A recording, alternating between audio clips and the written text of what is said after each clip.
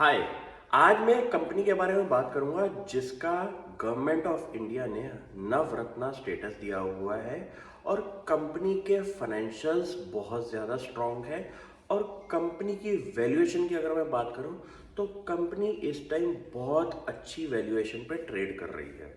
इस कंपनी का नाम है नेशनल एल्यूमिनियम, जिसको शॉर्ट में बोला जाता है नेल्को। अगर आप नेल्को की पिछले 10 सालों की ट्रेडिंग हिस्ट्री चेक करेंगे तो कंपनी ने, अगर शेयर होल्डर रिटर्न की बात करूं तो उसके अंदर कंपनी ने ज़्यादा रिटर्न नहीं दिए हैं। लेकिन इस कंपनी को अगर आप ब्यूटीफुली ट्रैक करें और डीप डाइव सोचें तो इसके अंदर एक काफ़ी ज़्यादा आपको ट्रेडिंग अपॉर्चुनिटीज़ मिलती हैं जिसका काफ़ी ज़्यादा लोग फ़ायदा उठा सकते हैं। ये कंपनी का जो बिजनेस है वो है हमारा एल्यूमिनियम सेक्टर के अंदर। और कंपनी के जो डायरेक्ट कंपटीशन के अंदर प्लेयर्स हैं वो काफ़ी ज़्यादा कम है, जैसे कि हिंदाल्को। और कंपनी का जो बिजनेस मॉडल है वो अभी हमारा डोमेस्टिकली ऑपरेटेड माइंस के अंदर रहता है। और हिंदाल्को कंपनी का जो बिजनेस मॉडल है वो हमारा एक्सपोर्ट ओरिएंटेड कंपनीज के अंदर भी रहा है, जैसे कि उन्होंने यूएस के अंदर कुछ कंपनीज एक्वायर करी हुई हैं, जिसकी वजह से हिंदाल्को कंपनी के कंसोलिडेटेड बिजनेस के अंदर आपके आउटसाइड इंडिया के रेवेन्यूज भी काउंट होती हैं। बट नेल्को एक ऐसी कंपनी है जिसका कोर बिजनेस हमारा फिलहाल इंडिया से ऑपरेट रहता है। और गवर्नमेंट ऑफ इंडिया की जो विजन है कि इंडिया के इंफ्रास्ट्रक्चर और इंडिया के मैन्युफैक्चरिंग सेक्टर के अंदर काफ़ी ज़्यादा इन्वेस्टमेंट करने की ज़रूरत है, तो उसमें से अगर हम कोर सेक्टर की बात करें तो वो बनता है हमारा एल्यूमिनियम सेक्टर। कंपनी ने 2021 के अंदर ये बोला था कि वो 2028 तक अराउंड 30,000 करोड़ का केपेक्स करेंगे। रीज़न भी इंडिया की जो खपत है वो हमारी बहुत तेज़ी से बढ़ रही है। अगर आप एल्यूमिनियम के बाय प्रोडक्ट्स देखें तो आपको नोटिस होगा कि गाड़ियाँ, हमारे एरोप्लेन्स, कुछ ऐसे ऐसे सेक्टर्स के अंदर एल्यूमिनियम यूज़ होता है। और आपने नोटिस किया होगा कि अगर आप कोक का टिन लेते हैं तो उसके अंदर भी जो मटेरियल यूज़ होता है वो एक एल्यूमिनियम होता है। तो कंपनी का जो बिजनेस मॉडल है वो मुझे लगता है कि एक ऐसे बिजनेस में कंपनी ऑपरेट करती है जिसके अंदर डायरेक्ट कंपटीशन कुछ ज़्यादा कंपनीज के साथ नहीं है।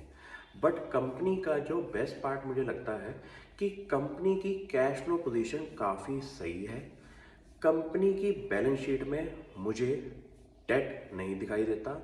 और कंपनी की जो डिविडेंड हिस्ट्री है वो बहुत बेहतर है। जैसे कि जब भी मार्केट के अंदर एल्यूमिनियम प्राइसेस बढ़ते हैं तो कंपनी की प्रॉफिटेबिलिटी बहुत तेज़ी से बढ़ती है।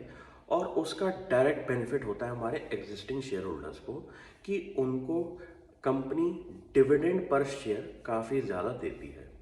और अगर मैं पिछले कुछ 5 सालों की बात करूं तो तकरीबन तकरीबन कंपनी अराउंड 10 से 12% का डिविडेंड प्रोवाइड कर रही है।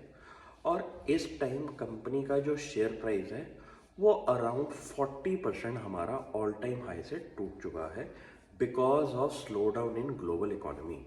क्योंकि जब भी वर्ल्ड के अंदर इकोनॉमी हमारी स्लो होती है तो उसका डायरेक्ट इम्पैक्ट आता है हमारे कमोडिटी साइकिल के अंदर, कि जितनी भी कमोडिटी ओरिएंटेड कंपनीज होती हैं उनके जो रॉ मटेरियल्स वो मार्केट में उतारते हैं उनके प्राइजेस टूट जाते हैं।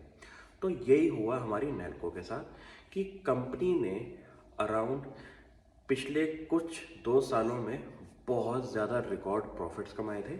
लेकिन इस टाइम ग्लोबल सिनेरियो ख़राब होने की वजह से इस टाइम नेशनल एल्यूमिनियम के जो बाय प्रोडक्ट है एल्यूमिनियम, उसके प्राइजेस कुछ ज़्यादा टूट चुके हैं और उसका डायरेक्ट इम्पैक्ट हमारी प्रॉफिटेबिलिटी पे आ रहा है। तो ये हुई अभी इस टाइम प्रेजेंट सिनेरियो की बात। लेकिन मैं अगर आपको कंफर्टेबली बोलूं कि फ्यूचर इस कंपनी का काफ़ी ज़्यादा ब्राइट है, क्योंकि ये कंपनी हमारी एक गवर्नमेंट पीएसयू है जिसके अंदर रिस्क की प्रोबेबिलिटी बाकी small cap mid cap company से काफ़ी कम होती है। और आपने नोटिस किया होगा कि जब से हमारी मोदी गवर्नमेंट आई है जितनी भी पीएसयू कंपनीज हैं उनको दो चीज़ें बोली गई हैं कि या तो अपनी कैपेसिटी को इंक्रीज करो और प्रॉफिटेबिलिटी आप अपनी ठीक करो, या फिर सिक पीएसयूज को गवर्नमेंट ने सेल पे लगा दिया है। और हमारी गवर्नमेंट का सिंपल मैंडेट है कि जो लॉस मेकिंग पीएसयूज हैं उनको गवर्नमेंट अब फंडिंग नहीं देगी और उनको हम सेल कर देंगे।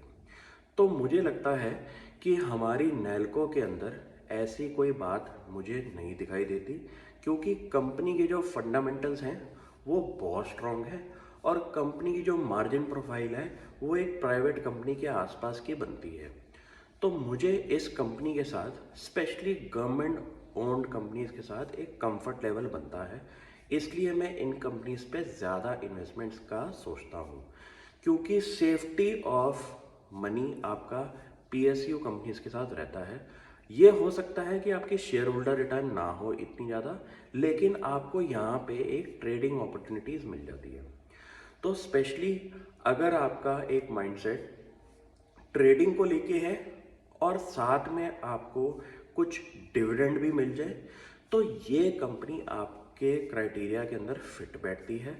और इस टाइम कंपनी का जो प्राइस है वो काफ़ी रीजनेबल लेवल पे है, और अगर इस कंपनी का शेयर प्राइस 65 के आसपास हो जाए तो मेरा इस स्टॉक को लेके एक काफ़ी बाय क्राइटेरिया बन जाता है। तो आप भी ऐसी कंपनीज को सर्च करें, और आपको कोई भी कंपनी को लेके डाउट हो तो आप मुझे इनबॉक्स कर सकते हैं। I will be happy to help you. Thank you.